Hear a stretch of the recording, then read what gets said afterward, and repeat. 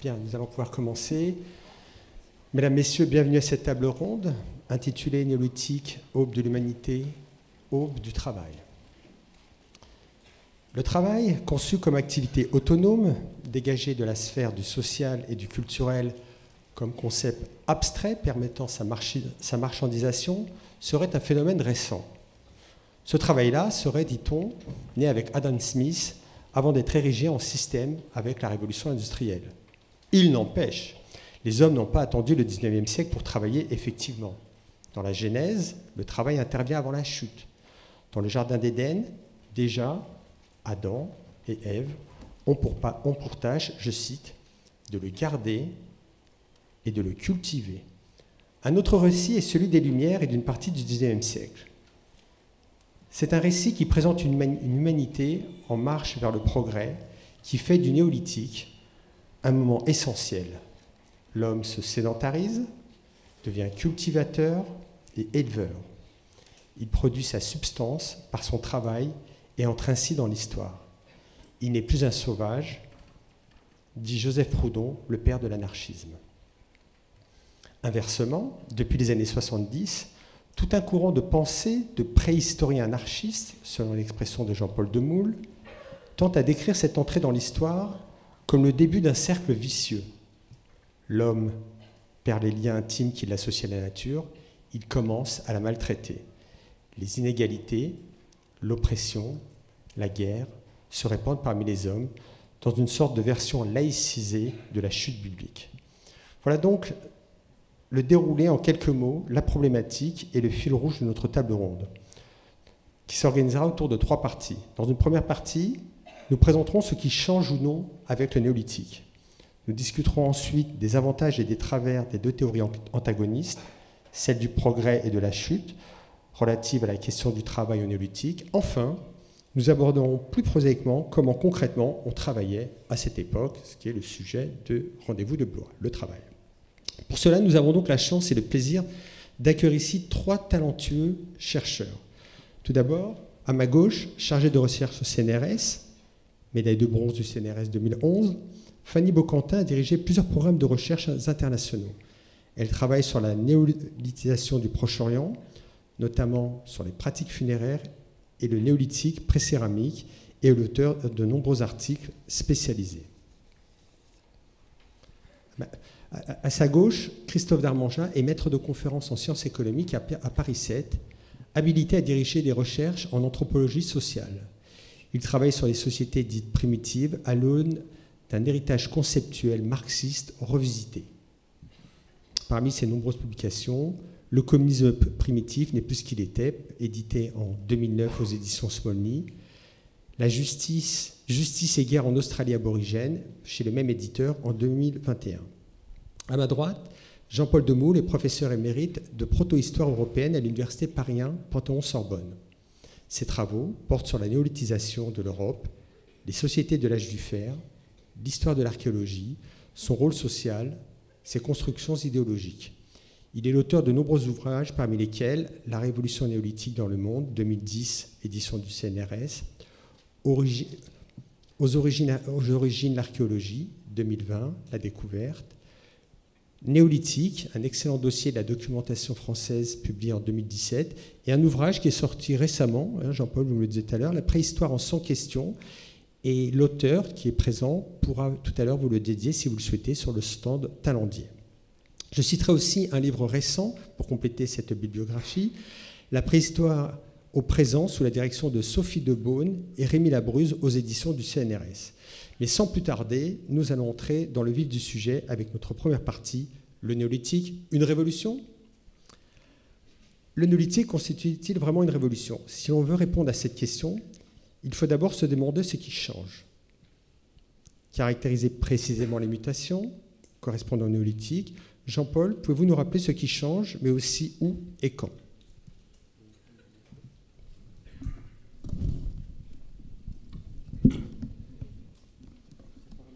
Oui. Oui, donc il y a 12 000 ans, il y avait entre 1 et 2 millions de Homo sapiens sur l'ensemble de la planète, qui étaient dans des vivaient dans des petits groupes de 30 à 40 personnes en moyenne, mais Christophe Darmangin pourra détailler ça plus avant bientôt. Les différences sociales étaient peu sensibles, en tout cas archéologiquement, et 12 000 ans plus tard, c'est-à-dire rien du tout, 8% de la durée d'Homo sapiens, qui émerge il y a à peu près 300 000 ans, nous sommes 7 milliards. Nous vivons pour la plupart dans des métropoles de plus en plus grandes et quelques dizaines d'individus possèdent autant que les 50% les plus pauvres de la planète. Donc tout ça, c'est passé à cause ou par la révolution néolithique. On aura l'occasion de revenir sur le fait que ce n'était pas une espèce de fatalité et que l'agriculture sédentaire conduit forcément à des sociétés de plus en plus inégalitaires. C'est des choix qu'ont fait telle ou telle société dans l'histoire du monde. Mais donc, pourquoi à ce moment-là? Parce qu'effectivement, la planète se réchauffe. On était depuis 100 000 ans dans une glaciation, et on est entré dans un interglaciaire il y a 10 000 ans, 10-12 000 ans. Le précédent avait duré 15 000 ans, à peu près entre 130 000 et 115 000 ans. Et symétriquement, depuis le début de ces 300 000 ans d'évolution, Homo sapiens aussi évolue en complexité psychique, puisque les premières représentations, donc les fameuses grottes peintes, etc., sculptures et tout, n'apparaissent qu'il y a 40 000 ans. Donc la conjonction de cette évolution en complexité plus le réchauffement de l'interglaciaire fait qu'on voit apparaître, comme vous l'avez sur la carte, de manière absolument indépendante, mais à 1 ou 2 millénaires près en même temps, dans différents points de la planète, Chine du Nord, Chine du Sud, Proche-Orient, Andes, Nouvelle-Guinée, etc. On voit apparaître les premières tentatives qui bientôt seront irréversibles de domestication d'animaux et de plantes, sachant que les premiers animaux à être domestiqués l'ont été pendant la période glaciaire, il y a 20-25 000 ans, où on a transformé des loups en chiens. Donc ce principe est connu. On sait aussi que certains chasseurs-cueilleurs domestiques apprivoisent des petits animaux sauvages comme animaux d'agrément, comme en Amazonie par exemple. Donc tout ça n'est pas mystérieux, et il faut se représenter non pas comme effectivement une révolution, qui était le terme qu'a choisi le grand archéologue de l'entre-deux-guerres australo-anglais Gordon Childe, mais comme un processus avec d'éventuels échecs, retour en arrière, qui va prendre plusieurs siècles, voire millénaires. Mais une fois qu'on sera entré définitivement dans une économie sédentaire et agricole, les retours en arrière seront presque impossibles. Donc voilà ce qui va se passer. La sédentarité plus nourriture plus sécurisée va faire exploser la démographie humaine. Et donc on verra un peu plus tard sur les conséquences de ce boom démographique qui est toujours incontrôlé. Progressivement, les chasseurs-cueilleurs vont être soit absorbés, soit éliminés, soit repoussés. La suivante. Merci Jean-Paul. Je me tourne maintenant vers Fanny. Donc on a beaucoup parlé d'agriculture, d'élevage, de sédentarisation. Tout cela induit fortement de choses. Je pense notamment au geste du travail, à l'impact de ce travail sur l'alimentation, la santé. Peut-on dire que le travail-labeur naît avec le néolithique ? Oui, alors écoutez, ça dépend de ce que l'on appelle le travail. Hein. Donc si le travail c'est la production, le travail ne naît pas avec le néolithique, il existe évidemment bien avant. Après, si le travail c'est l'organisation des sociétés, ce que ça va devenir effectivement au néolithique, ça n'est peut-être pas encore le cas au paléolithique, où ça reste un travail pour l'essentiel domestique, même s'il peut y avoir des échanges entre familles, mais on a encore une structuration de la société par familiale, hein, par noyau familial. Voilà, pour revenir un petit peu sur la période d'avant, c'est l'étape très importante, c'est la sédentarisation des populations qui va se passer au Proche-Orient un petit peu en avance par rapport à l'agriculture et à l'élevage. Et ça, c'est une étape très importante.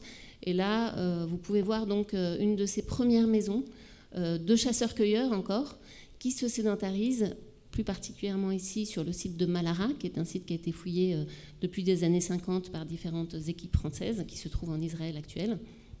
Et vous avez des reconstitutions de ces maisons plausibles. Donc c'était très grandes maisons, et dès le début de cette culture qu'on appelle la culture natoufienne, on a des maisons qui sont très imposantes, plus de 15 mètres de diamètre, et qui, comme vous le voyez, sont encore conservées 14 000 ans plus tard, à peu près. Il manque la charpente en bois, effectivement, mais c'est-à-dire que ce sont des constructions qui sont faites pour durer, et c'est ça qui change, je dirais, par rapport au paléolithique, c'est que quand on commence à construire, le travail, en fait, dès le natoufien, dès la sédentarisation, est un travail qui est fait pour soi-même, mais pour les générations suivantes aussi. Donc ça me paraît vraiment quelque chose d'important. C'est un travail qui s'inscrit dans le temps long, déjà, parce qu'on prend le temps de faire les choses, et qui s'inscrit dans la durée, parce qu'il est fait pas simplement pour soi, mais pour les générations suivantes. Et ça, ce sont des maisons qui sont régulièrement reconstruites. Alors, il y a une autre chose importante qui apparaît avant l'agriculture et l'élevage, c'est les premières structures de stockage. A priori, donc on n'est pas certain que ce soit des structures de stockage, c'est toujours en discussion, mais vous avez ici des fosses qui sont chaulées, donc la chaux a été inventée assez vite en fait, hein, avec la sédentarisation, d'ailleurs comme tous les métiers de la construction, la charpente, la chaux, bon, la brique va arriver un petit peu plus tard. Et donc vous avez ces premières fosses chaulées qui a priori sont là pour du stockage, donc pour conserver les choses de façon un peu plus pérenne. Donc là aussi il y a une anticipation des besoins. Alors ça ne veut pas dire que les chasseurs-cueilleurs nomades n'ont aucune anticipation de leurs besoins, c'est pas ça que je veux dire, mais là ça s'inscrit vraiment dans l'économie de ces sédentaires. Donc c'est vraiment quelque chose d'important. Alors est-ce on ne sait pas très bien qu'est-ce qu'ils stockent. Ce sont encore des cueilleurs, a priori, donc ils ramassent beaucoup de céréales sauvages parce qu'elles sont présentes au Proche-Orient. Et petit à petit, eh bien, ils vont inventer l'agriculture. Voilà, l'agriculture qui va devenir la base de leur alimentation. Là, je suis encore dans le natoufien, dans les chasseurs-cueilleurs. Effectivement, c'était pour vous montrer ces premières faucilles qui apparaissent, donc des nouveaux outils. Donc ça veut dire qu'avec la sédentarité, avec une nouvelle stratégie d'exploitation du territoire qui se restreint, hein, puisqu'on ne bouge plus ou on bouge moins pour s'alimenter, on va inventer des nouvelles stratégies d'exploitation du territoire, et notamment ces faucilles qui vont avoir un impact sur la récolte de ces céréales, qu'on récolte d'ailleurs depuis un petit moment déjà.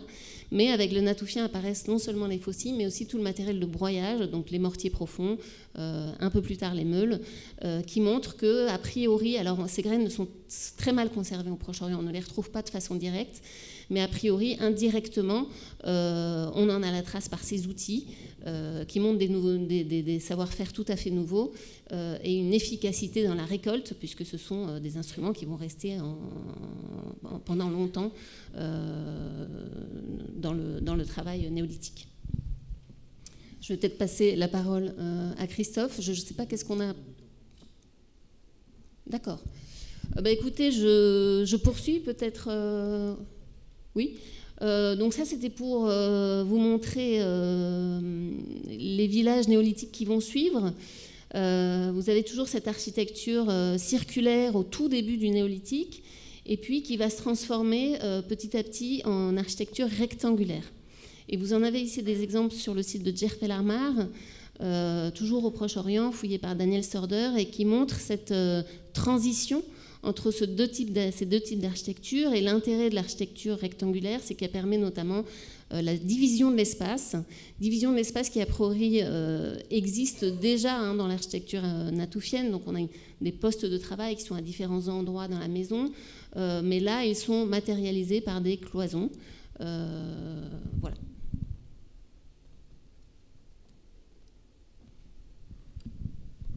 Merci Fanny. Tout cela, donc nous l'avons constaté, tout cela ne se fait pas brutalement. Plutôt que de révolution néolithique, on parle maintenant de plus en plus de néolithisation. N'y a-t-il pas eu en effet, Christophe, des limites aux mutations que vous nous devez voir? Existe-t-il des lenteurs, des fragilités, voire des reculs?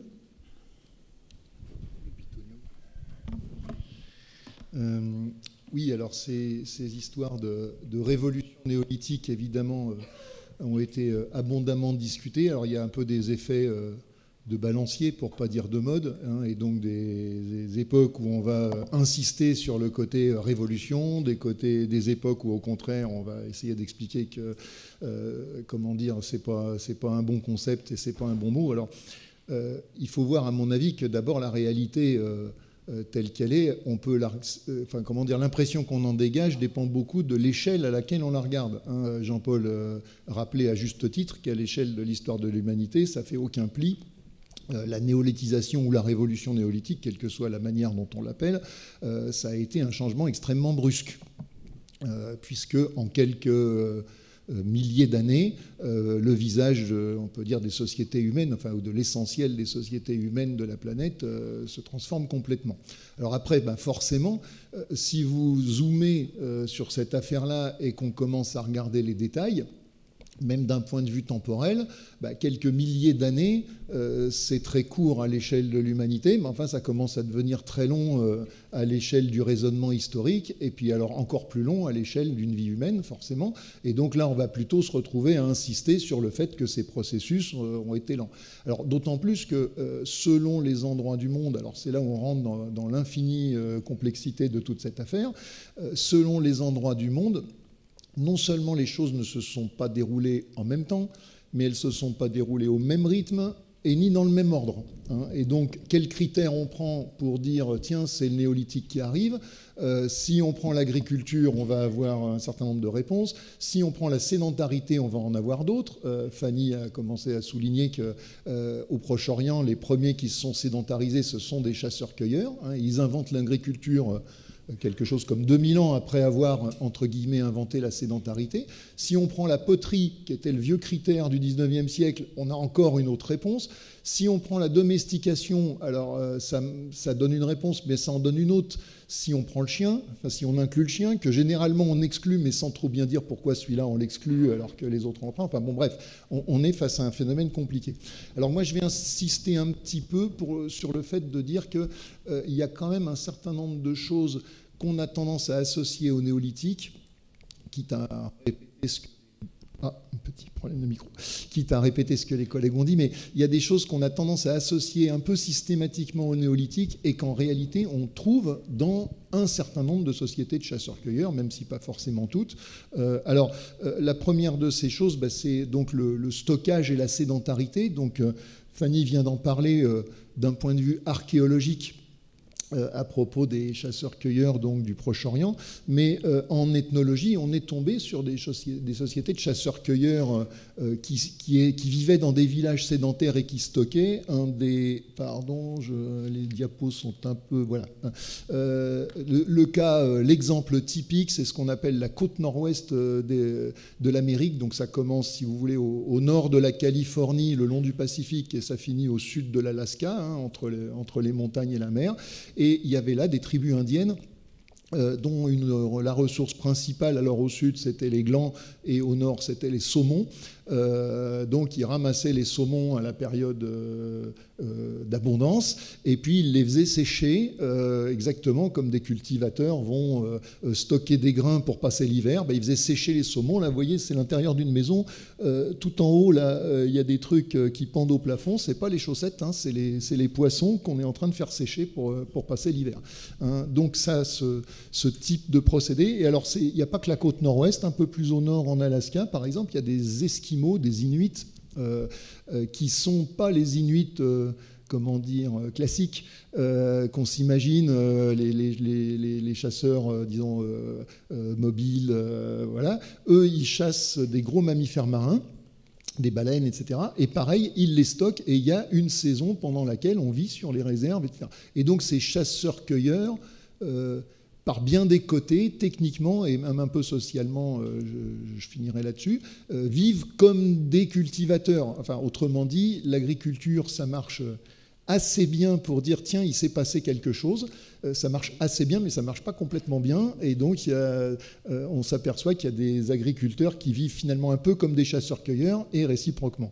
Alors, en particulier, la question, est-ce que je peux aller en arrière? Oui. La question, c'est celle notamment dont Jean-Paul a parlé, de l'émergence des inégalités de richesse, de l'émergence de la richesse, puis des inégalités de richesse, ce qui est typiquement quelque chose qu'on associe aux sociétés agricoles. Ça marche assez bien. Ça marche assez bien, mais pas toujours. Et en particulier, donc, ces sociétés-là, qui sont des chasseurs-cueilleurs sédentaires, ils développent des inégalités de richesse, et parfois des inégalités de richesse extrêmement fortes. Les Indiens qui sont là, ils ont une espèce d'aristocratie, ils ont des esclaves, et en nombre conséquent. Enfin, je veux dire, c'est pas anecdotique. Et archéologiquement, les préhistoriens se demandent s'il n'y a pas eu comme ça des sociétés déjà inégalitaires, des inégalités de richesse, qui seraient apparus, y compris dans des temps très reculés. Alors, on a plus de points d'interrogation que de réponses définitives, mais le cas très classique, c'est celui des sociétés, ce qu'on appelle du Gravétien. Il y a à peu près 30 000 ans, en l'occurrence dans la plaine russe, on a une tombe, semble-t-il très richement dotée, enfin, en tous les cas d'un point de vue matériel, et dont un certain nombre de préhistoriens s'interrogent pour savoir si ça ne pourrait pas être finalement je vais faire un anachronisme, mais des Natoufiens avant l'heure, des gens qui se seraient déjà sédentarisés, qui auraient déjà développé un certain nombre d'inégalités de richesse. Alors je m'arrête là, mais enfin, tout ça pour dire que oui, la révolution néolithique, ça a du sens d'en parler, mais dès qu'on rentre dans les détails, c'est comme un peu souvent en science, c'est un peu plus compliqué que ça. Voilà. Alors, avant de passer à la seconde partie, je crois que vous vouliez réagir, Fanny ? Oui, c'était pour revenir sur cette histoire d'inégalité aux Natoufiens. En fait, on ne sait pas trop. Ils sont sédentaires et effectivement, ils ont certaines tombes qui sont aussi plus riches que d'autres. Mais pour le coup, j'ai l'impression qu'à cette période où on commence à intégrer les morts dans l'habitat, ce qui n'est pas du tout le cas avant, on inhume les morts aussi, qui est quelque chose de nouveau qui est très rare au Paléolithique. On inhume les morts dans l'habitat, là, aux Natoufiens, et en fait, on se rend compte que chaque tombe est une sorte de mise en scène. Donc, il y a la réalité et ce qu'on veut exprimer pendant le rite funéraire et l'identité du groupe qui se retrouve derrière. Donc, il faut aussi se méfier un peu des données funéraires qui ne sont pas forcément la réalité sociale et économique du groupe. Et puis pour cette histoire de révolution néolithique, moi j'aime bien ce terme de révolution. Alors c'est vrai que, comme l'ont dit mes collègues, il n'y a pas de... il s'applique parce qu'il n'y a pas de retour en arrière possible, et ça je trouve ça important. Par contre, il est fait sur des millénaires, mais ce que je trouve intéressant, c'est que, à dire aussi, c'est que il y a des bouleversements majeurs, mais il n'y a pas forcément conscience de ces bouleversements. C'est-à-dire qu'on a une révolution sans force révolutionnaire. Et c'est peut-être ça qui fait en fait la définition du néolithique, c'est-à-dire que quand je vous parle des Natoufiens, quand ils se sédentarisent, par exemple, ça va attirer les animaux commensaux. Donc, c'est quoi? Ce sont des animaux qui se regroupent pour profiter des déchets humains qui sont accumulés. Donc, ça va être le moineau, ça va être des chats, l'ancêtre du chat, les loups, les renards, et qui, finalement, en se rapprochant de l'homme, il va y avoir une interaction nouvelle qui va se faire et qui vont amener aux animaux domestiques, du chat, du chien, de la souris, malheureusement pour nous, du rat, plus tard. Voilà. Donc, c'était pour vous dire que tout n'est pas conscient. Il y a aussi des choses qui sont complètement... Au moment où on domestique les plantes, on va changer en fait les propriétés nutritionnelles des graines qui vont être complètement différentes après de la graine sauvage. Donc, et avoir des propriétés nutritives différentes, avec beaucoup plus enrichies en sucre. Voilà, c'était des choses qui n'étaient évidemment pas du tout prévues au départ. Donc voilà. Merci Fanny. Jean-Paul, je crois que vous vouliez réagir au propos de Fanny. Oui, pour aller dans le même sens que Christophe, je voulais d'un point de vue archéologique citer le Japon, la culture dite de Jomon, qui dure entre moins 12 000 et les derniers siècles avant notre ère, qui sont fondamentalement des chasseurs-cueilleurs, dans la mesure où ils vivent beaucoup de la pêche, mammifères marins, poissons, coquillages, et de la chasse aux sangliers et aux cerfs, mais qui sont néanmoins sédentaires dans des villages construits, des fois de grande taille, avec des tombes de type mégalithique, mais où l'agriculture en tant que telle et l'élevage en tant que tel, à part le chien, n'apparaissent pas réellement. Mais ils pratiquent quand même une petite horticulture, éventuellement d'appoint, comme certains autres chasseurs-cueilleurs. Donc c'est effectivement, ces transitions ont été multiples, et il ne faut pas se représenter comme ça le passage d'un type d'économie brutalement à un autre. On a toutes les transitions et tous les contre-exemples possibles, mais cela dit, l'agriculture va arriver massivement dans les derniers siècles avant notre ère et va balayer ce type d'économie. Merci pour ces propos. Ça permet de faire une transition avec la deuxième partie de cette table ronde. Deux grands récits, progrès ou chute, point d'interrogation. Le premier grand récit est celui de l'entrée dans l'histoire, de l'entrée en civilisation par le néolithique et le travail qui paraît aujourd'hui dépassé. Mais il imprègne encore une partie de nos consciences. Je pense notamment à la dévalorisation des populations de chasseurs-cueilleurs qui ne travaillent pas, qui vivent dans le dénuement, sont comparés à des sauvages. Fanny ?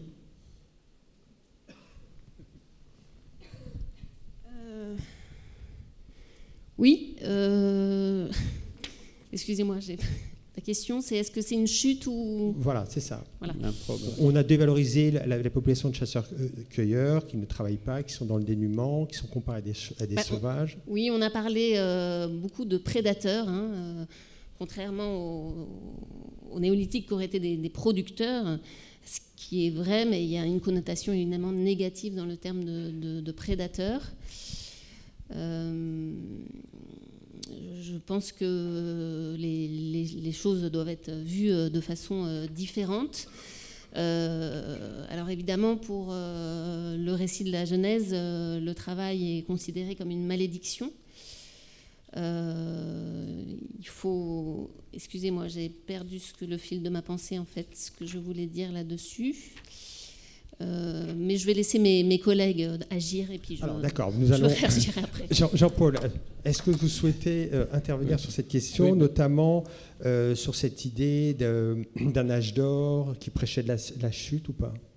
Oui, bien sûr, et qui est toujours présent actuellement, et c'est un des propos de cette table ronde, de montrer que les choses sont un peu plus compliquées, que Christophe pourra le détailler mieux que moi. L'idée que les chasseurs-cueilleurs travailleraient très peu, ça a été développé beaucoup par l'anthropologue américain Marshall Salins, et qui fait qu'il a dit que c'était finalement les seules sociétés d'abondance, puisque si on définit l'abondance de manière relative, c'est-à-dire le rapport coût-profit, et pas de manière absolue, puisque de manière absolue, le niveau de vie de tout un chacun dans cette salle est supérieur à celui de Louis XIV, par exemple, en termes de mobilisation de force et d'énergie. Mais si on le définit de manière relative, pour Marshall Salins, effectivement, c'est les seules sociétés d'abondance, dans la mesure où ils travaillaient très peu. Donc ça a varié. Christophe parlait tout à l'heure de mode, effectivement, du temps de Gordon Child et du progrès censé indéfini de la civilisation humaine. Et il il opposait justement, comme vient de le dire Fanny, prédateurs et producteurs. À partir des années 60, ça commence à changer. André Leroi-Gourhan, qui est le plus grand principal préhistorien français de l'après-guerre, en 1964, dans le Jet, c'est la parole, dit l'humanité aura terminé son trajet quand le dernier rat aura été cuit sur la dernière brindille avec la dernière goutte de pétrole. Alors en 1964, c'était un paradoxe. Maintenant, c'est devenu une banalité. Et effectivement, à partir des angoisses écologiques, on commence à avoir une vue moins rose du néolithique. Et de fait, récemment, on a mis en évidence le fait que, certes, le néolithique va permettre de faire exploser la démographie humaine, mais en même temps, on constate dans les études paléodémographiques qu'il y a une augmentation, puis après, il y a un creux, parce qu'avec le néolithique vont arriver toutes sortes d'inconvénients, et notamment les maladies, les problèmes musculo-squelettiques, parce qu'on va faire des gestes complètement répétitifs, on va travailler toute la journée, à tel point que dans les années 50-60, on opposait deux races entre guillemets, les cro-magnonoïdes chasseurs-cueilleurs d'Europe, grands et robustes, et les petits dits méditerranéens graciles associés à l'agriculture et l'élevage. En fait, effectivement, la transformation alimentaire relativement brutale, avec une nourriture plus sucrée, plus molle, etc., va faire exploser les caries dentaires qui n'existaient pas avant. On a ces troubles musculo-squelettiques, et puis on a, comme on le rappelait à l'instant, en se confinant avec des animaux, à la fois les animaux commensaux comme les rats qui vont apporter la peste, entre autres, mais aussi les animaux domestiques vont apporter leurs propres maladies, la plupart des maladies humaines étant des zoonoses venant des animaux, donc la brucellose du mouton, la tuberculose des bovins, etc. Donc, de ce fait, on a maintenant une vision moins rose. On est retourné un peu au thème de la chute dans un certain nombre sinon de publications, du moins de manières de présenter les choses, alors qu'on aura l'occasion d'y revenir certainement. On doit avoir une opinion beaucoup plus balancée, puisque ce n'est pas une espèce de fatalité, effectivement, ce n'est pas une expulsion du paradis terrestre. L'humanité n'est pas engagée sur une voie de chemin de fer dont on ne pourrait pas dévier, puisqu'on a l'exemple de différents types. Toutes les sociétés n'ont pas été aussi inégalitaires que d'autres. Et archéologiquement, on voit, sans compter évidemment historiquement, on voit des sociétés qui paraissent surdimensionnées, qui à un moment ou à un autre s'écroulent, jamais pour une seule raison, mais qui montrent que on n'a pas la trajectoire de l'humanité n'est pas une fatalité. Merci Jean-Paul. Donc vous avez parlé tout à l'heure de Salins. Je me tourne vers vous, Christophe, qui est à la fois économiste et anthropologue. On a parlé du travail. Salins a parlé de 3 à 5 heures par jour, ce qui représenterait peut-être avant l'heure 35 heures par semaine, voire plus pour les chasseurs-cueilleurs. Alors, finalement, on parle d'abondance, de suffisance, un monde paisible, égalitaire, rousseauien voleur, rousseauiste, pardon, voleur. Oui, Jean-Paul l'a dit, comment dire... on a tendance à raisonner ou à oublier de raisonner en termes de ce que cette histoire, l'histoire qu'on forge après coup et qu'est-ce qu'elle nous raconte. Et je dirais presque insister sur c'était un progrès ou insister sur c'était une chute, ça en dit finalement presque plus long sur la société qui formule le jugement que sur les sociétés jugées, parce que bien souvent, en réalité, ça dénote les préoccupations de l'heure. Et donc, c'est pas tout à fait, c'est même pas du tout un hasard si, à l'époque du 19e siècle et du début du 20e, où la société occidentale se pense comme une société d'avenir, et où globalement l'impression c'est que malgré tout les choses s'améliorent, etc., et ben on raisonne en ayant tendance effectivement à dire que les chasseurs-cueilleurs c'était abominable et que c'était rien du tout, et que voilà, et qu'on est enfin entré dans un processus cumulatif vers le haut avec le néolithique, et comment aujourd'hui dans notre société à la fois qui se heurte à un certain nombre de problèmes, mais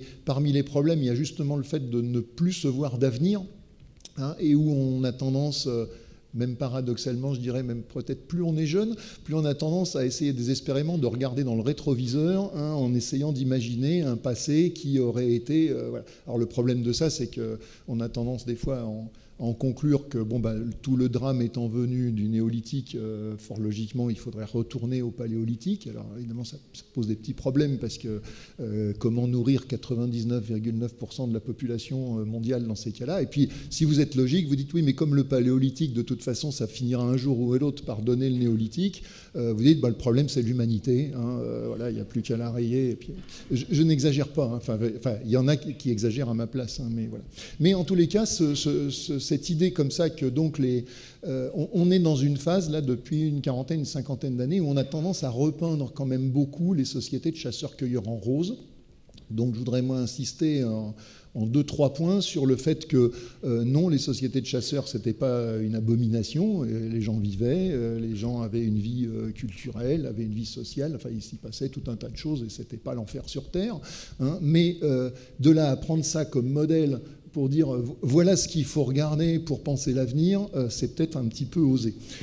Alors, premier point, donc, c'est ce problème du travail. Alors, comment dire, tout ça, on le connaît extrêmement mal. Hein. Il faut quand même garder ça en tête quand on commence à discuter du temps de travail dans les sociétés de chasseurs-cueilleurs, de est-ce qu'il y avait l'abondance, est-ce que les gens mouraient souvent de faim ou pas. On est surtout confronté à une grande ignorance. On a quelques éléments ethnographiques, mais bien souvent, comment dire, c'est un ethnologue qui a fait des relevés, et il y en a très peu qui ont fait des relevés sur ces questions-là. Donc on n'a pas les statistiques de l'INSEE, de tout ce que vous voulez, pour essayer de... Bon, déjà les statistiques de l'INSEE, on sait que même les économistes ont des problèmes avec, mais bon.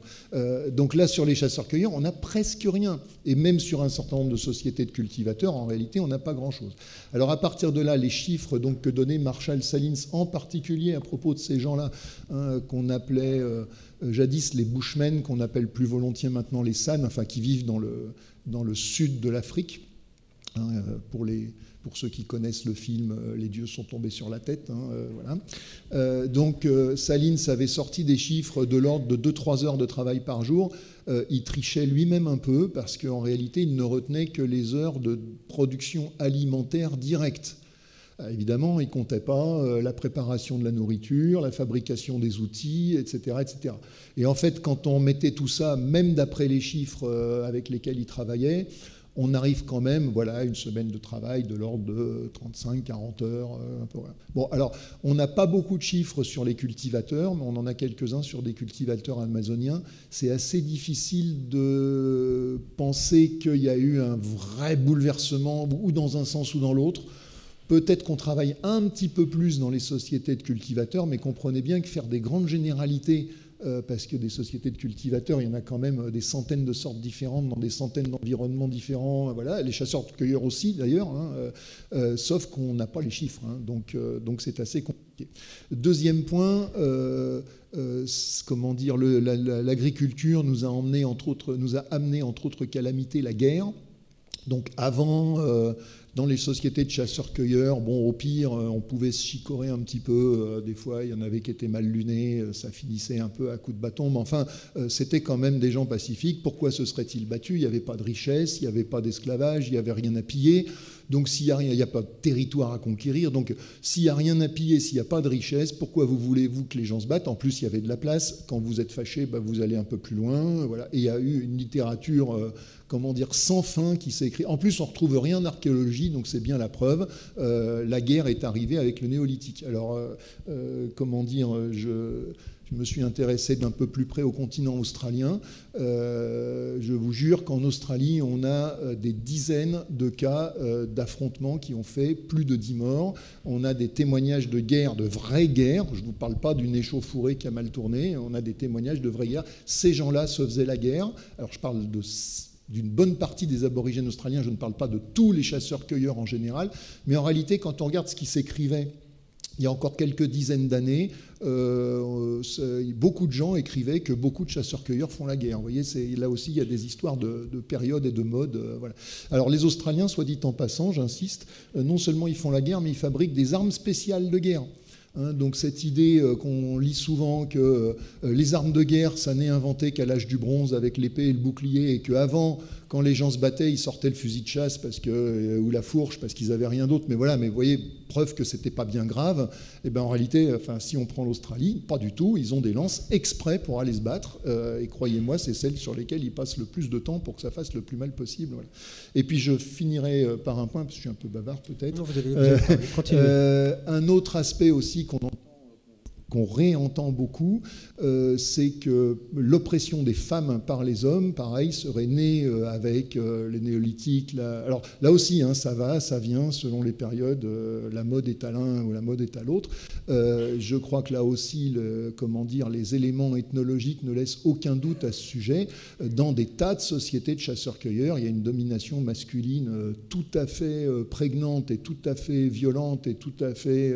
voilà, qui est parfois d'ailleurs formalisé par des religions dites à initiation, vous voyez, où seuls les hommes adultes connaissent les secrets de la religion et se servent de leur religion pour terroriser les femmes et les enfants et les faire obéir. Et pire, ils le disent. Ils disent, nous, on a notre religion qui nous permet de faire tenir tranquilles les femmes, etc., etc.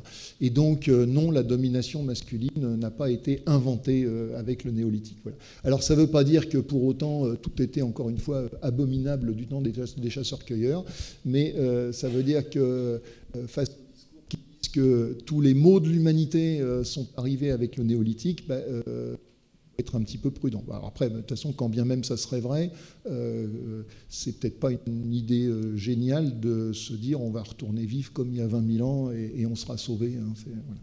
Alors une petite question, vous avez parlé de 35-40 heures.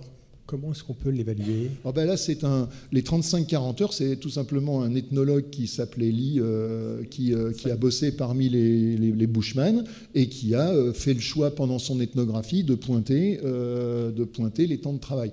Le problème, c'est que des ethnologues qui ont observé ce genre de choses-là ou qui se sont intéressés à ces questions-là ont été finalement très peu nombreux, sans parler du fait que les ethnologues arrivent bien souvent après les militaires, après les commerçants, après les États, après tout un tas de choses qui font que les sociétés qu'ils observent sont déjà très largement perturbées par des événements, par l'arrivée de l'Occident. Donc, si vous vous intéressez à la parenté, à la religion, voilà, vous pouvez demander aux vieux.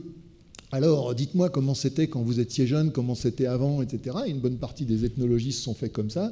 Si vous vous intéressez au temps de travail, c'est un peu plus compliqué. Et là, il faut avoir les choses sous les yeux. Mais on a très peu de chiffres et donc il faut les prendre avec toutes les pincettes nécessaires. Merci pour ce complément. Fanny, est-ce que vous souhaiteriez revenir sur cette notion de progrès ou de chute ? Oui, j'ai remis un peu mes idées en place. Donc en fait, je voulais parler de la santé, mais Jean-Paul en a très bien parlé. Mais juste pour revenir une minute, donc effectivement, on constate qu'il y a plutôt une diminution de la santé avec le néolithique. Ça se fait assez progressivement et en fait, c'est assez diversifié d'un groupe culturel à un autre. Mais de façon générale, effectivement, il y a plus de stress biologique, donc au moment de la croissance, de l'enfance. Voilà. Malgré tout, paradoxalement, ça peut paraître paradoxal, mais en fait, il y a quand même une très forte augmentation démographique. Donc, ils ne sont pas en très bonne santé, mais ils sont plus féconds, ces néolithiques. Et pour moi, c'est un progrès, parce que si on était resté sur une économie de chasse et de cueillette, eh bien, peut-être que 9 personnes sur 10 dans cette salle ne seraient pas là aujourd'hui. Et moi, je considère que je suis contente d'être ici, et donc pour moi, c'est un progrès. Voilà. Après, c'est vrai que c'est notre héritage au final. C'est difficile de juger. Est-ce qu'on aurait été mieux chasseur-cueilleur que agriculteur ? C'est notre héritage et après, on en fait. C'est à nous d'en faire quelque chose. C'est-à-dire qu'effectivement, ils ont complètement changé la relation entre homme et nature vers une relation plus de domination, en tout cas, où l'homme est plus au centre il est plus centré dans le monde. Hein. Ça, évidemment, ça change quelque chose de domestiquer les animaux, les plantes. Ça veut dire qu'on prend le pouvoir sur ces animaux. Ça ne veut pas dire que ça se fait non plus sans respect. Et ça, alors effectivement, la démographie, c'est un problème pour la planète, mais en fait, le problème, c'est plutôt la consommation que la démographie. Donc c'est à nous d'en faire quelque chose de cet héritage et ne pas accuser responsables nos ancêtres néolithiques, il me semble. Voilà. D'accord, donc ne pas accuser nos ancêtres du néolithique responsables de tout. Nous allons passer à la troisième partie qu'on pourra un petit peu étoffer parce que nous sommes très en avance. Comment travaillait-on concrètement au néolithique? Alors, le travail donc devient plus organisé, on l'a vu, ou plutôt il s'organise différemment. Des changements dans cette organisation du travail apparaissent, vous en avez un peu parlé, Fanny, par âge, par sexe, par apprentissage, par division des tâches. Est-ce que vous pourriez un petit peu développer ce point?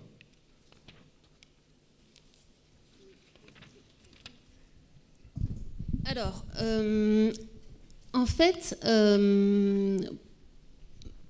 moi je suis anthropologue biologique, donc je regarde les squelettes et on essaye de s'intéresser à quelle marque le travail laisse sur le corps et donc sur le squelette. C'est ce qu'on appelle les marqueurs d'activité. Ces marqueurs d'activité, en fait, quand ils s'imprègnent sur l'os, c'est au niveau des insertions musculaires, puisque vous savez peut-être que l'os est un tissu vivant. Il est en constant remodelage, et donc plus on sollicite un muscle, et plus l'os va se remodeler. Et quand le travail est intensif, continu, on va avoir des mini-traumatismes que nous, anthropologues, on va pouvoir regarder. D'une façon générale, ce que l'on observe, c'est qu'effectivement, avec le néolithique, il y a une sollicitation plus importante des membres supérieurs, c'est-à-dire tout ce qui concerne le bras, l'avant-bras, la main. Après, pouvoir dire spécifiquement qu'est-ce que c'est, à quoi c'est lié comme travail, c'est très très compliqué. On a cru à un moment donné qu'on pouvait le faire. On a fait des jolis tableaux avec des évolutions de travail, division, hommes-femmes, etc. Sauf qu'on s'est rendu compte que finalement, la réponse de l'os, elle est non seulement spécifique aux gestes effectués. Déjà, on ne connaît pas bien les gestes, hein. On connaît un peu les outils, mais on ne sait pas très bien comment ces outils, parfois on ne connaît même pas la fonction des outils. Quand on connaît leur fonction, on ne sait pas bien comment ils sont maintenus. Donc il faudrait faire tout un travail sur le geste. Et puis ces marques sur l'os ne concernent pas que le geste et la force. Ils vont aussi se faire en fonction justement des hormones, donc du sexe, de la masse corporelle, de l'intensité du travail, du temps, du terrain éventuellement pathologique, inflammatoire que vous pouvez avoir. Donc en fait, on a quelque chose de très très très brouillé qu'il est difficile d'interpréter. Ce qui peut être intéressant en archéologie, c'est éventuellement si vous trouvez quelqu'un dans une tombe avec un outillage particulier, c'est chercher si sur son squelette on peut avoir les marques d'utilisation de ce matériel. Voilà, ça peut être intéressant, mais il faut que ce soit vraiment dans un contexte. Par contre, il y a des marques de travail directes, et c'est le cas ici que vous avez sur la diapositive, c'est lorsque on utilise les dents comme outil. Donc soit c'est pour juste maintenir comme une troisième main, ça se faisait beaucoup à la préhistoire et au néolithique encore, soit on utilise vraiment la bouche et la salive comme propriété particulière pour transformer un matériau, et c'est ce qui se passe sur cette diapositive. Je vous ai mis 2 individus du Natouphien encore, donc c'est chasseurs-cueilleurs, qui là ont travaillé de façon intensive, a priori des fibres végétales qui ont érodé leur émail, et les fibres végétales sont très siliceuses, donc ça abîme beaucoup l'émail. Et vous voyez comment la mâchoire est complètement déformée par ce travail intensif. Là, ce qui est intéressant, c'est qu'en fait, ce sont 2 hommes âgés qui ont été enterrés l'un à côté de l'autre, et j'en ai un second exemple, et c'est ça où là, on voit que c'est le travail en fait participe à la structuration de la société. Là, c'est encore une tombe qu'on a fouillée encore sur le site de Malara que je vous présentais tout à l'heure. C'est une tombe collective, c'est-à-dire qu'on a mis au fur et à mesure des individus qui mouraient dans la même tombe en rouvrant la tombe, etc. Donc c'est des successifs. Et dans cette tombe, on ne retrouve que des individus, donc ils sont 5 adultes, dont 4 ont des marques d'utilisation de leurs dents très très spécifiques qu'on n'a retrouvées nulle part ailleurs sur les autres individus. Qui sont aussi ce qu'on appelle du travail paramasticatoire, donc c'est pas pour s'alimenter, c'est vraiment pour travailler un matériau. Et là, sur ces 4 individus, il y en a 2 qui sont des femmes, 2 d'autres de sexe indéterminé. Et ce que je voulais vous dire par là, c'est qu'en fait, ils sont réunis dans la mort par une identité commune liée à l'économie et au travail. Et ça, je trouve ça vraiment intéressant. C'est comme s'il y avait déjà des petites corporations de métiers chez ces chasseurs-cueilleurs sédentaires des Natufiens. Et je crois que j'ai terminé là. Oui, ça sera encore un autre sujet. Merci Fanny, vous avez beaucoup parlé de travail. Est-ce qu'il y avait des pathologies un petit peu spécifiques liées à cette activité ?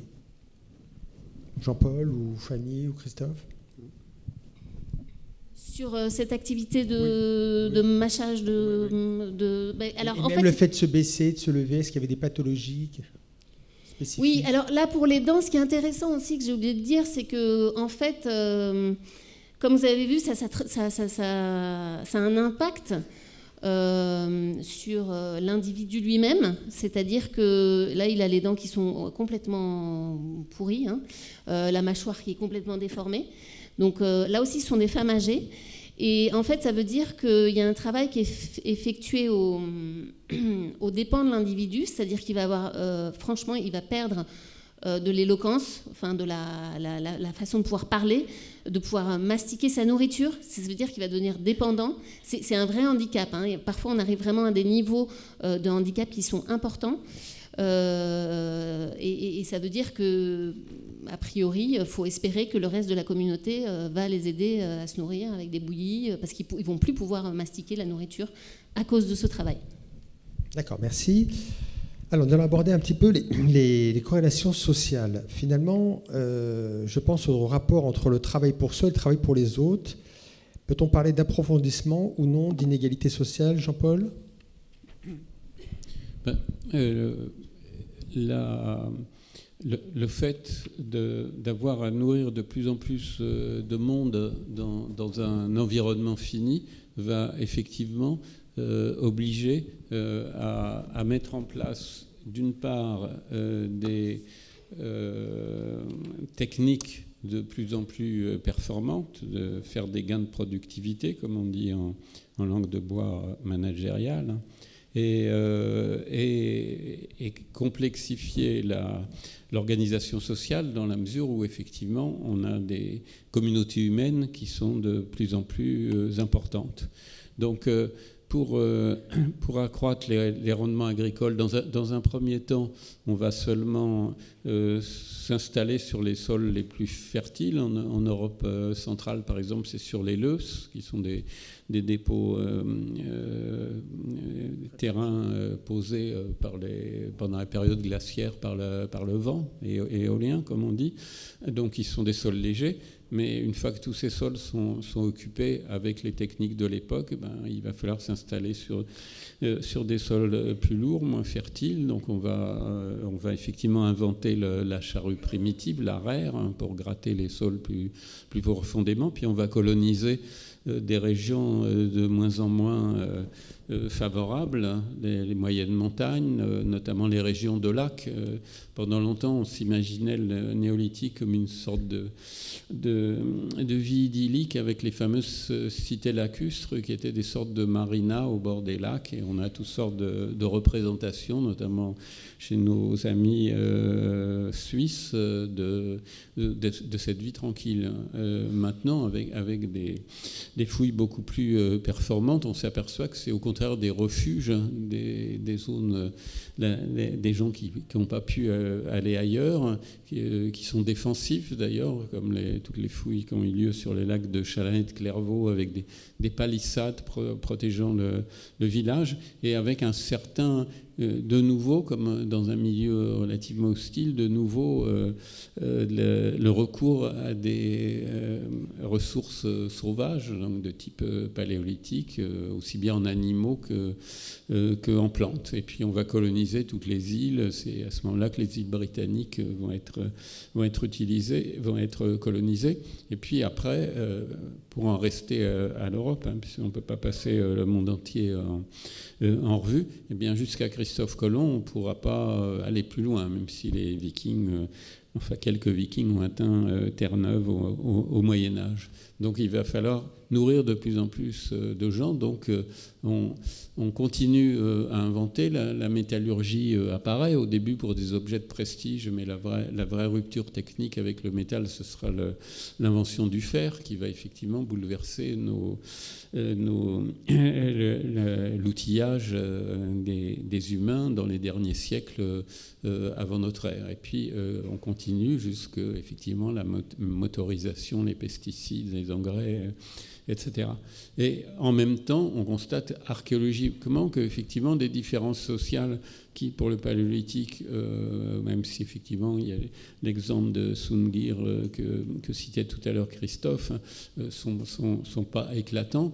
Au bout d'un ou deux millénaires de néolithique, eh bien, on voit des nécropoles. Une des plus célèbres, c'est celle de Varna, sur les bords de la mer Noire, en Bulgarie, où il y a 300 tombes, des tombes avec quasiment rien, une pointe en os, etc.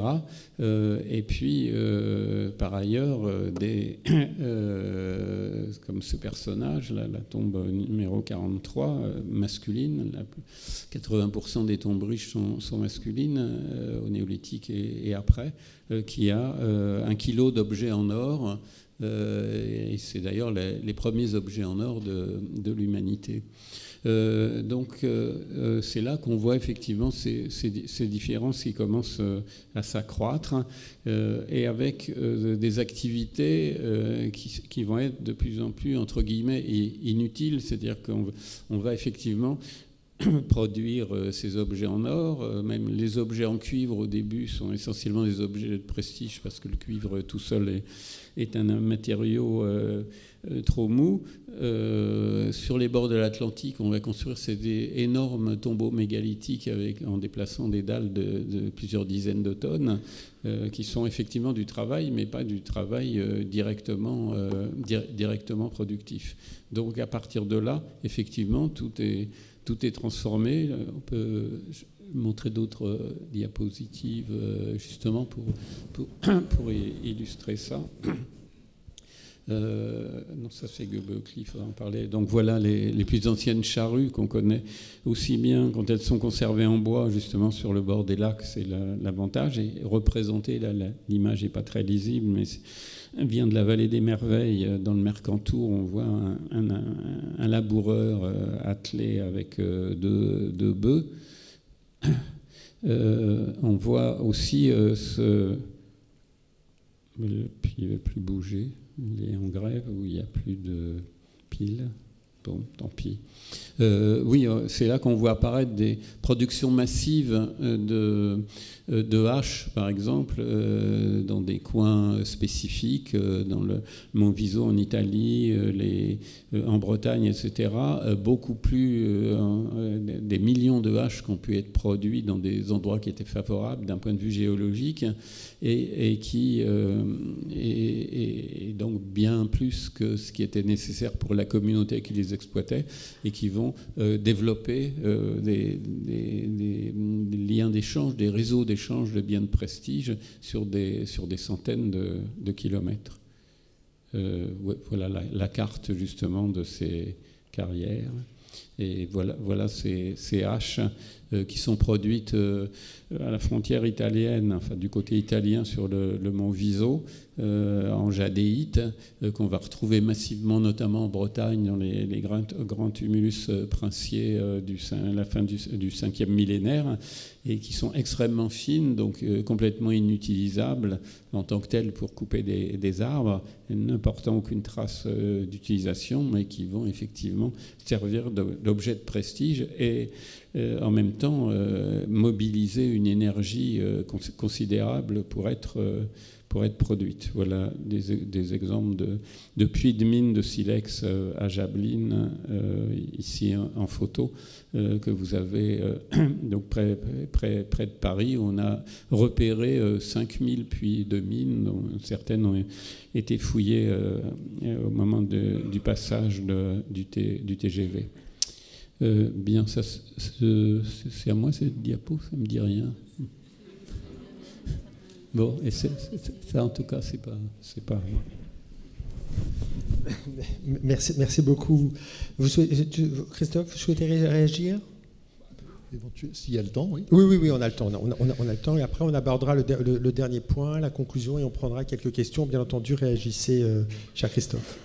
Oui, c'est en complément de ce qui vient d'être dit, mais la corrélation entre le basculement vers le néolithique, avec toutes les nuances qui s'imposent, dont on a déjà parlé, et l'émergence d'inégalités de richesse, c'est quelque chose qui a été observé depuis extrêmement longtemps. Et les premiers qui ont essayé de classifier les sociétés, que ce soit en préhistoire ou en ethnologie, en gros, ils disaient il y a 3 paquets de sociétés. L'idée de couper en 3 s'est retrouvée sous beaucoup de plumes. Alors, dans un vocabulaire un peu daté, très daté, mais on disait il y a la sauvagerie, la barbarie, la civilisation. Mais il y a l'idée qu'au moment, la barbarie, donc c'est le moment où on invente l'agriculture, et quelque part, ces fameuses inégalités de richesse. Voilà. Alors, sauf que, tout ça, encore une fois, empiriquement, c'est quelque chose qu'on sait depuis longtemps, même si après, dans les détails, ça se complique. Tout le problème, c'est comment on l'explique. Et là, c'est une paire de manivelles. Enfin, je veux dire, c'est compliqué de raisonner déjà sur notre propre société. Vous voyez bien, on a toutes les statistiques qui vont bien, on vit dedans, et voilà. Et pourtant, vous prenez 2 économistes de courants de pensée différents, vous aurez des explications complètement différentes sur les raisons pour lesquelles, par exemple, il y a des gens très fortunés et d'autres pas. Voilà. Et pourtant, c'est une société qu'on connaît absolument parfaitement pour vivre dedans. Alors vous vous doutez bien que construire des raisonnements sur des sociétés qu'on connaît mal et sur lesquelles il nous manque beaucoup d'informations, c'est encore plus compliqué. Alors pendant très longtemps, le raisonnement, et sans doute encore maintenant d'ailleurs, un raisonnement dominant, c'est l'idée qu'avec l'agriculture, on a inventé le surplus. Donc en gros, j'essaye de la faire courte, parce que si vous êtes dans une société de chasse-cueillette, les gens finalement mangent tout ce qu'ils produisent, ne peuvent pas produire plus que ce qu'ils mangent. Donc exploiter le travail d'un autre, par exemple via l'esclavagisme, ça n'a aucun intérêt, puisque en gros il bouffe tout ce qu'il produit, donc il vous reste, si vous êtes le possesseur d'esclaves, il vous reste rien. Et voilà pourquoi les sociétés de chasse-cueillette n'ont pas inventé l'inégalité. Et puis un jour on invente l'agriculture. Avec l'agriculture, le producteur se met enfin à produire plus que ce qu'il mange lui-même, et clac, ça nous fait assez pour qu'il reste quelque chose pour celui qui va lui tondre la laine sur le dos. En réalité, tout ça marche assez mal. D'abord, dans les sociétés de chasse-cueillette, comme on l'a dit tout à l'heure, les gens ne passent pas leur journée à travailler du matin au soir. Et il y en a même certaines, on a observé, où ils ne faisaient pas trop grand-chose. Donc, il serait tout à fait possible de les faire travailler plus pour les exploiter. Et puis, en plus, cette histoire de surplus marche assez mal parce qu'il semblerait que l'agriculture des débuts du néolithique ne soit pas beaucoup plus productive que la chasse. Et en réalité, peut-être même un peu moins, ou en tous les cas, c'est pas du tout net. Et cette idée que donc l'agriculture, on a tendance à penser à l'agriculture moderne, mais cette idée que l'agriculture, au moment où on l'invente, est quelque chose en soi de plus productif par tête de pipe, ou par heure de tête de pipe travaillée, c'est pas forcément si évident que ça.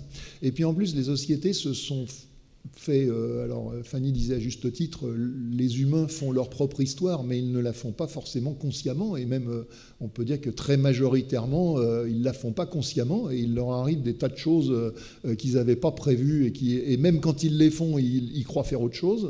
Voilà.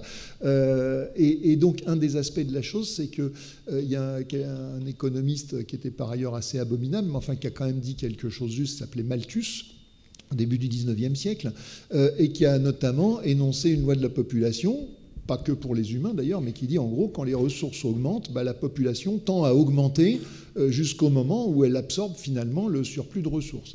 Et ce qui arrive avec la néolithisation aux sociétés humaines, c'est un peu ça. Elles sont au moins en partie tombées dans ce qu'on appelle le piège malthusien, c'est-à-dire on a un procédé technique qui permet de produire un petit peu plus, sauf que du coup, on a plus d'enfants qui survivent, la population s'accroît, on bute sur quelque chose que les économistes appellent les rendements décroissants et qui font que finalement, par tête de pipe, il ne reste pas plus que ce qu'il y avait avant. Et si vous faites un nouveau progrès technique, et ben comme ça, voilà.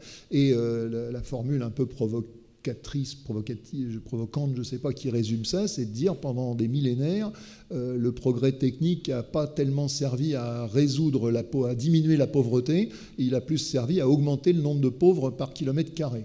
Alors bon, c'est un peu caricatural, mais il y a quelque chose de vrai là-dedans. Et s'il me reste une minute... Oui, tout à fait.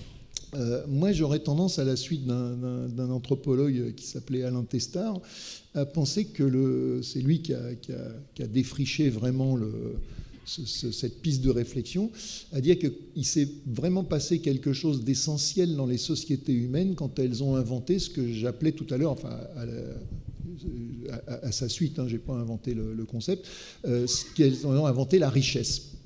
Alors nous, la richesse, évidemment, on vit dedans et on n'y fait plus attention tellement on est habitué à la manipuler, à en être entouré, en avoir besoin, voilà. Mais, et puis du coup, on a même un peu du mal à la définir parce que comme tous ceux qu'on a sous le nez, on ne se pose pas trop de questions là-dessus. Mais en gros, je dirais que c'est le fait que les rapports humains passent par des droits sur les biens matériels. Et que finalement, quand vous occupez une situation sociale, alors oui, je prends des mots exprès très vagues, eh bien ça va passer par le fait d'acquérir ou de céder des droits sur des biens. Alors ce truc-là, encore une fois, nous, on est envahis de ça, on vend notre travail en l'échange d'argent, ce qui n'est pas autre chose que des droits sur des biens, on paye des impôts, on doit acheter ou louer des maisons, enfin bref, quoi qu'on fasse, à moins de vivre au fin fond du Larzac, et encore, il paraît que c'est plus que c'était, mais quoi qu'on fasse, on est envahi par la richesse, par l'argent, etc. Dans des sociétés justement de chasse-cueillette, je dirais à l'australienne, tout ça n'existe pas. Tout ce qu'on a, c'est au plus une petite partie des biens matériels qu'on va échanger contre d'autres biens matériels, mais uniquement parce qu'on en a besoin. Vous voyez, c'est pas du tout justement ce qu'a montré Jean-Paul, ces dolmens gigantesques, ces accumulations de richesses ostensibles, ces paquets d'or dans la tombe, etc. Toutes ces sociétés-là ignorent complètement ça. Alors donc, moi, en tous les cas, une question que je pense essentielle, c'est comprendre comment et pourquoi à un moment donné, les rapports sociaux se mettent à basculer vers la richesse, c'est-à-dire comment les biens matériels se mettent à servir à plein d'autres choses qu'à éventuellement acquérir un autre bien matériel dont on a besoin, et en particulier, donc que ce soit chez des chasseurs-cueilleurs sédentaires ou dans les sociétés néolithiques, les biens matériels, alors ils ne vont pas tellement se mettre à servir à acheter de la terre, alors des usines et des banques, évidemment, ça n'existe pas, mais même la terre, très probablement, ça n'est venu que bien après, la possibilité d'acheter de la terre pour faire travailler des gens dessus, etc. Mais les biens matériels vont servir, par exemple, pour se marier. C'est des sociétés où, quand vous êtes l'homme, alors attention, ce n'est pas la dot, c'est exactement l'inverse, c'est quand vous êtes l'homme, vous devez verser à votre belle famille un certain nombre de biens matériels pour pouvoir vous marier. Ça va servir dans la justice. quand vous avez commis un crime ou qu'on vous accuse d'avoir commis un crime. Normalement, c'est dans les sociétés sans richesse, c'est la bonne vieille loi du talion, hein, œil pour œil, dent pour dent. Vous avez tué quelqu'un, on vous tue, et puis c'est bon, c'est fini. Et là, pour échapper à la vengeance, vous allez pouvoir éventuellement payer une somme d'argent qui n'est pas une amende, hein, et qui est une compensation, comme nous dans nos dommages et intérêts. Hein, vous allez dédommager ceux que vous avez lésés, etc. Et c'est comme ça donc que finalement les biens matériels vont pénétrer, alors différemment selon les sociétés, à différents rythmes, enfin, tout ça évidemment devient plus compliqué dans le détail, mais vont pénétrer les rapports sociaux et vont faire que on rentre dans une logique qui est encore la nôtre aujourd'hui, la possession de biens matériels, bien au-delà de ce que vous allez utiliser vous-même, va avoir un rôle social. Et vous allez pouvoir non seulement être puissant en société, mais y compris briller en faisant étalage de tout ce que vous avez, etc. Parce que justement, les biens matériels, ça sert à autre chose que simplement à être utilisé, ça sert dans le jeu social. Et c'est sans doute ça la grande bascule de l'histoire des sociétés. Encore une fois, là, on y va à la hache néolithique, hein. Il faudrait rentrer dans plein de détails pour que ce soit plus précis, mais enfin, voilà, c'est ça l'idée de fond. Merci Christophe. Fanny, je crois que vous vouliez ajouter un mot. Peut-être revenir sur ces diapos qui vous montrent pourquoi on pense qu'il y a effectivement une spécialisation du travail, d'une partie du travail. Hein. Il y a des objets qui montrent vraiment une qualité d'exécution qui demande un travail, un apprentissage très long et un temps de travail sur ces objets également très long avec des savoir-faire spécifiques. J'avais mis avant ces lames. Là, on est au tout début du néolithique, hein, au Proche-Orient. Donc là, vous avez un paquet de lames qui a été trouvé dans un dépôt, donc caché. Et le remontage qu'on a fait de ces lames montre qu'elles viennent d'un ou deux blocs, donc ce qu'on appelle le nucléus. Vous l'avez en bas à droite. Et que, a priori, les petites manies qu'on peut voir sur la façon de débiter ces lames, on aurait affaire qu'à un seul technicien, donc voilà, un seul artisan. Donc on a un travail qui est spécialisé très anciennement et en plus ça demande une dextérité vraiment très importante pour faire ces lames magnifiques qui sont faites de techniques bipolaires, c'est-à-dire qu'ils tapent d'un côté du nucléus puis elles le retournent pour taper de l'autre côté. C'est des techniques très spécifiques. Voilà, donc des spécialistes pour au moins une partie du travail dès le tout début du néolithique. Et je voulais vous montrer aussi le fait qu'une partie du travail est très certainement collectif dès le début du néolithique aussi. Si j'arrive à passer les diapos. On y est presque. Tac. Voilà. C'est le très beau site de Göbekli Tepe en Turquie, où vous avez ces constructions monumentales qui sont évidemment pas faites par un seul individu. Hein, c'est comme la monumentalité aussi en Europe qu'on a vu avec Jean-Paul, pour la construction de bâtiments qui ne sont pas des bâtiments d'habitation vraisemblablement, hein, c'est des bâtiments cérémoniels. Là, on est encore sur des chasseurs-cueilleurs qui vont vraiment, eux, se plonger dans l'agriculture. Donc, on est au tout début du néolithique. Voilà, pour un travail qui est collectif, peut-être cérémoniel, sûrement cérémoniel et rituel. Certains disent que c'est des places qui servent à initier les hommes, qui sont spécifiques aux hommes. Ça reste matière à discussion, vu les symboliques qu'il y a autour et qui sont représentés sur ces piliers énormes. Merci Fanny. Dernier point de cette troisième partie, les corrélations culturelles, le rapport entre travail, savoir et savoir-faire. Des savoirs nouveaux apparaissent, d'autres se perdent-ils pour l'interrogation. La standardisation finalement de certains produits empêche-t-elle ou non l'art? Peut-on parler d'une apparition du superflu, du symbolique? Jean-Paul peut-être?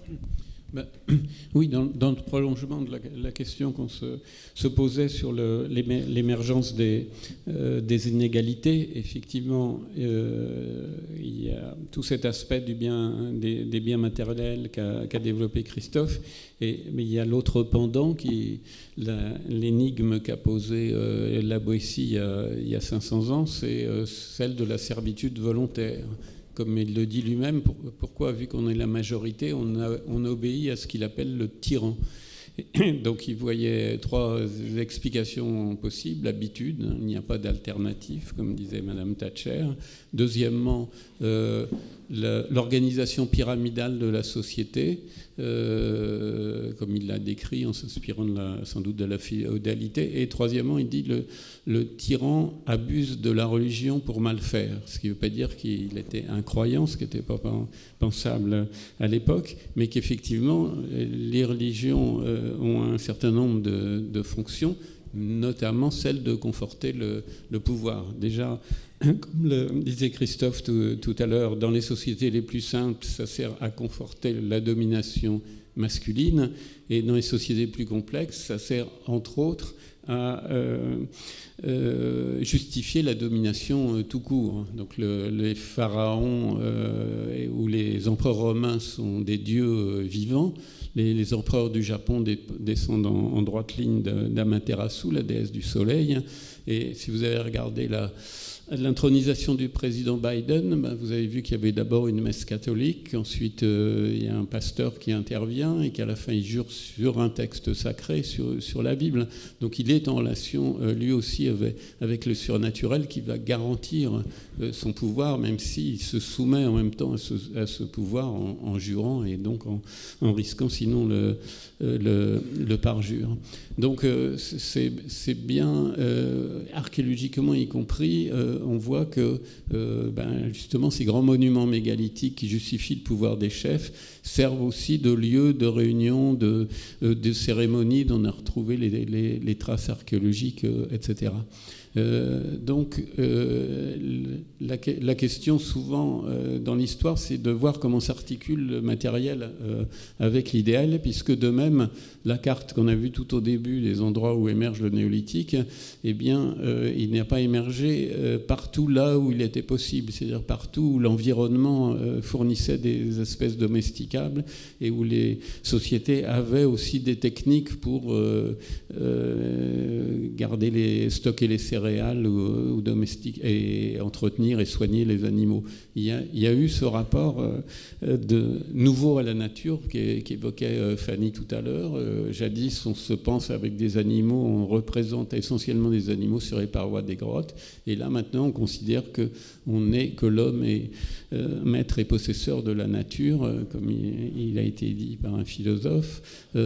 Et c'est quelque chose de complètement neuf et qui, à tel point que l'archéologue Jacques Cauvin avait même émis l'idée qu'il y aurait d'abord eu cette idée, ce changement de perspective plutôt que l'inverse. J'ai tendance à penser que les deux ont sans doute dû aller de pair dans une relation certainement beaucoup plus complexe que cela.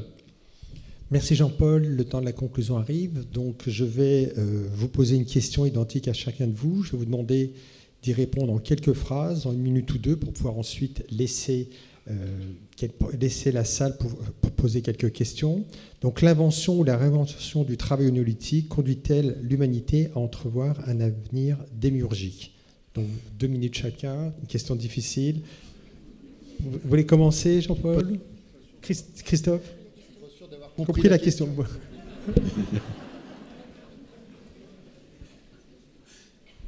Jean-Paul? C'est quoi le dernier mot? J'ai pas entendu. Démiurgique. Démiurgique? Oui. Ah oui, c'est du grec, d'accord. Souvent, ça dépend de l'âge aussi des gens, quoi. Christophe disait tout à l'heure que bizarrement, ça s'était inversé, c'est-à-dire plus on est jeune, plus on est pessimiste. Moi, jusque-là, j'avais observé que plus on était vieux, plus on devenait réactionnaire. Donc, je ne citerai pas de nom.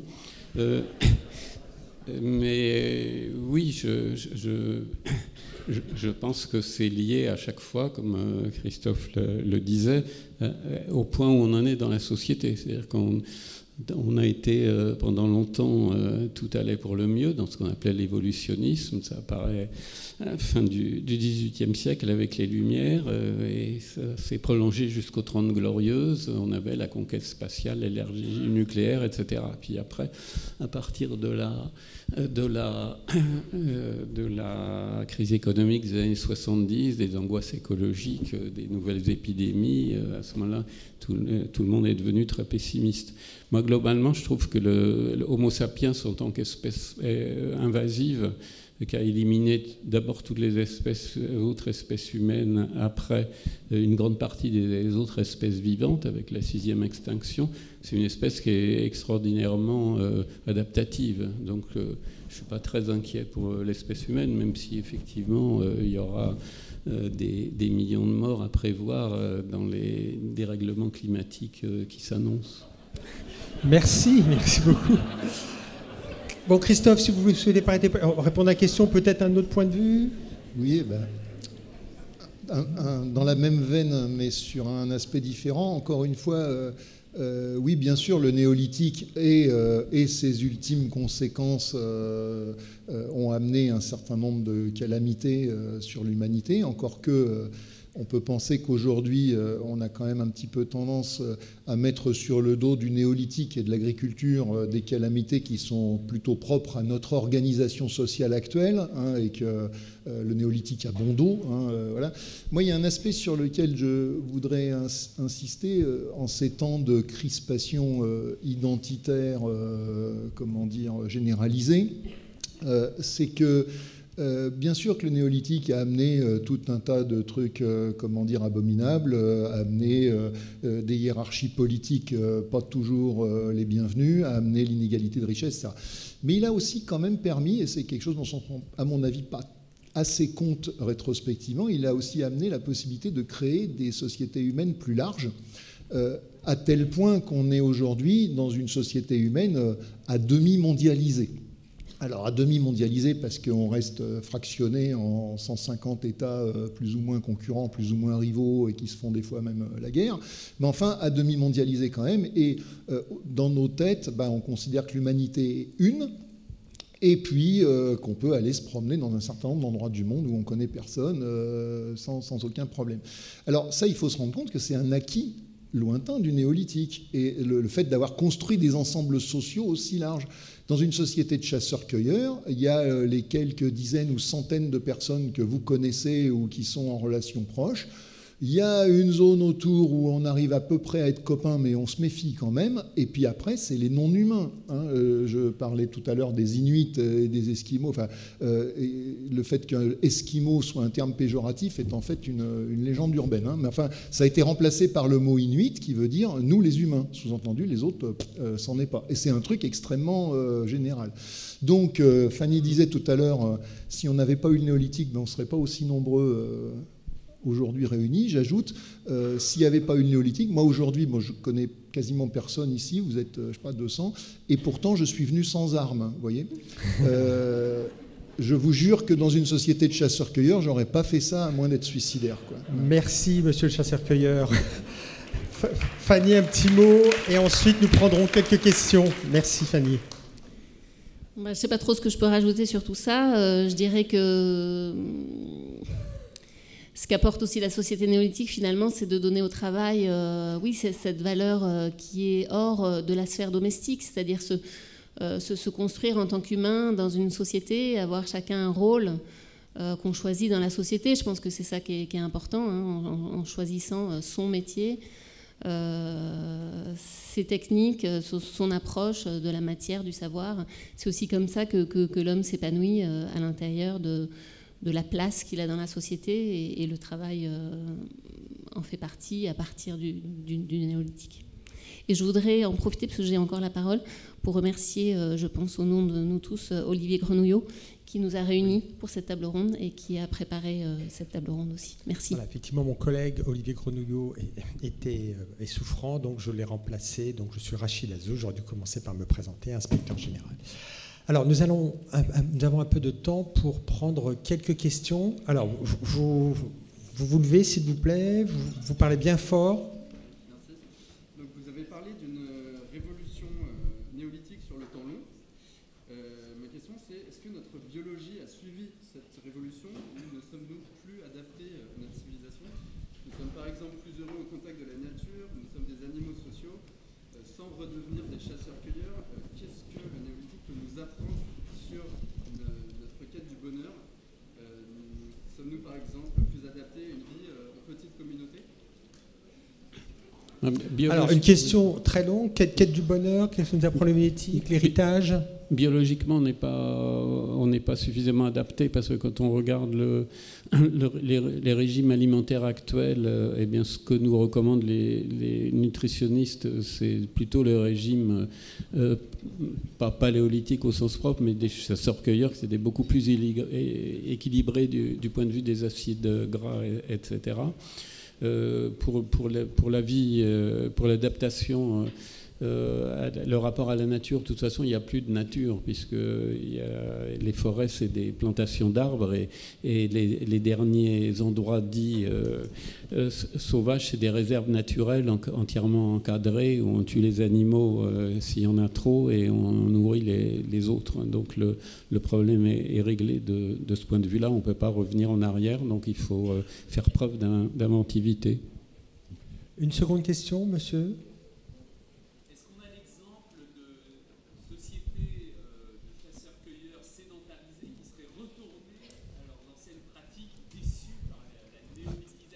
Alors, des chasseurs-cueilleurs qui seraient retournés à leurs anciennes pratiques, déçus par la néolithisation. Fanny? Alors, je ne sais pas si c'est à cause d'une déception, mais effectivement, je vous parlais des Natoufiens, j'y reviens, c'est mon dada, excusez-moi. Il y a une période où ils reviennent probablement à un nomadisme qui semble être plutôt forcé par des conditions climatiques qui sont très défavorables. Mais pour le coup, c'est pas exactement comme avant, hein. C'est-à-dire qu'on a des sociétés qui sont déjà transformées, qui ne vont pas revenir en arrière, parce que dès que le climat va devenir un peu favorable, et d'ailleurs même avant ça, ça veut dire qu'ils arrivent à s'adapter, ils vont redevenir sédentaires. C'est-à-dire à la fin du Natoufien, ils redeviennent complètement sédentaires, alors que le climat est toujours aussi mauvais en fait, hein. Donc il y a une adaptation, ils veulent revenir à cette situation de sédentarité, visiblement. C'est un cas, hein. Il y en a peut-être des très différents dans le monde, mais je vous cite celui-là. Non, on cite quelquefois la culture dite de Frémont dans le sud-ouest des États-Unis au XIIIe siècle de notre ère. Il y a eu des problèmes de sécheresse, de dégradation climatique, et une partie ont migré vers des endroits meilleurs et d'autres se sont de nouveau dispersés en revenant essentiellement à la chasse et à la cueillette, sachant que notre économie de pêche, on est toujours chasseurs-cueilleurs.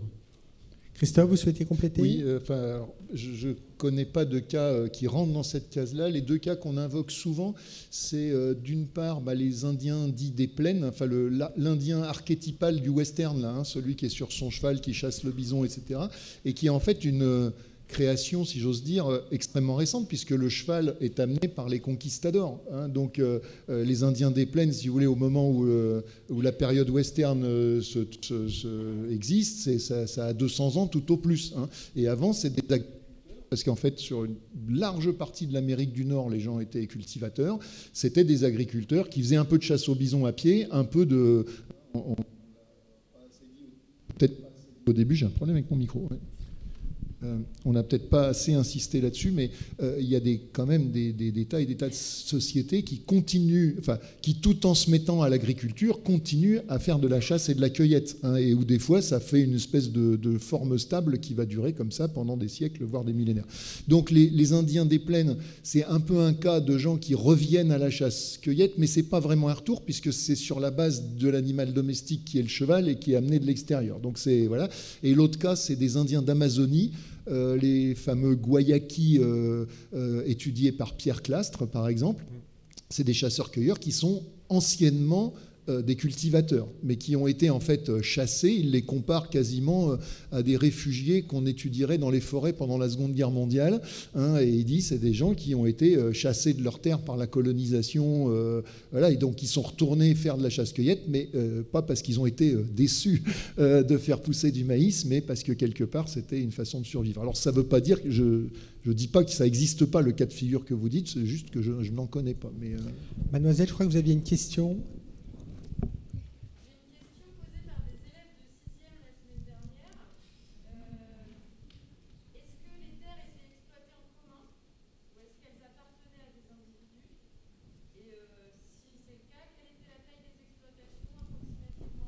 Alors, donc, des terres exploitées en commun, quelle était la taille Mais ethnographiquement, en général, les terres sont cultivées. Enfin, il n'y a pas de possession de la terre chez beaucoup de communautés agricoles. Dans le village russe traditionnel qu'on appelait le Mir, on redistribuait, on répartissait. Chaque famille cultivait, mais c'était pas une propriété. C'était pas une propriété définitive. Sinon, pour évaluer la taille, les expériences qu'on peut faire en cultivant du blé traditionnel avec des méthodes traditionnelles, c'est à peu près 6 quintaux à l'hectare, sachant que maintenant c'est 60 jusqu'à 80. Donc en calculant 1 kilo par personne et par jour, c'est comme ça qu'on arrive à évaluer à un certain nombre d'hectares les communautés villageoises qui en Europe sont de l'ordre, le plus ancien néolithique sont de l'ordre de 100 à 200 personnes. Christophe, je crois que vous voulez ajouter quelque chose. Excusez-moi. Alors, ce qu'on voit en ethnologie, c'est effectivement des formes souvent qui sont ni vraiment de la propriété individuelle, ni vraiment de la propriété collective. Vous voyez, nous, on aborde ça avec nos catégories à nous. Souvent, comme l'a dit Jean-Paul, il y a une vraie propriété individuelle, mais qui ne dure que le temps où vous êtes en train de travailler la terre que vous avez vous-même défrichée. Donc pendant que c'est ça, c'est vraiment votre terre, elle est à vous, et ce qui pousse dessus est à vous, etc. Mais dès que vous arrêtez de la travailler, ça retombe au pot commun du village, du clan, etc., etc. Donc c'est cette forme intermédiaire. Quant à la taille des exploitations, vous comprenez bien que ça dépend beaucoup de ce que vous faites pousser, dans quel milieu et dans quelles circonstances, sachant que c'est adapté, encore une fois, aux forces de travail d'une famille plus ou moins réduite. Mais après... Et ça avait été l'argument des colonisateurs anglais en Australie, en prétendant que comme il n'y avait pas la terre était à personne, terra nullius en latin, puisque c'était des chasseurs-cueilleurs nomades ou semi-nomades, eh bien on avait le droit de leur prendre. Fanny. Oui, c'est pas exactement sur la propriété, mais c'est vrai qu'il y a un phénomène nouveau quand même au néolithique qui est intéressant. Je vous disais qu'ils construisent leur maison, pas que pour eux, mais pour la génération suivante. Mais ça veut dire qu'ils héritent aussi de la génération précédente. Ça, c'est très important parce qu'il y a ce phénomène d'accumulation, du coup, et de dépendance par rapport à la génération suivante. Et donc, se développe aussi en même temps, et je pense que c'est lié à ça, le culte des ancêtres. Donc plutôt au niveau collectif. Voilà, c'est le culte donc, des morts, mais pas tous les morts, de certains morts qui sont considérés pour avoir une action sur la société vivante. Donc ont vraiment encore un rôle dans la société vivante. Et donc on a cette évolution de la société vers quelque chose de vertical d'une génération à une autre. Merci Fanny. Il me reste en notre nom à tous à remercier les orateurs, à vous souhaiter un bon festival et un bon appétit. Merci.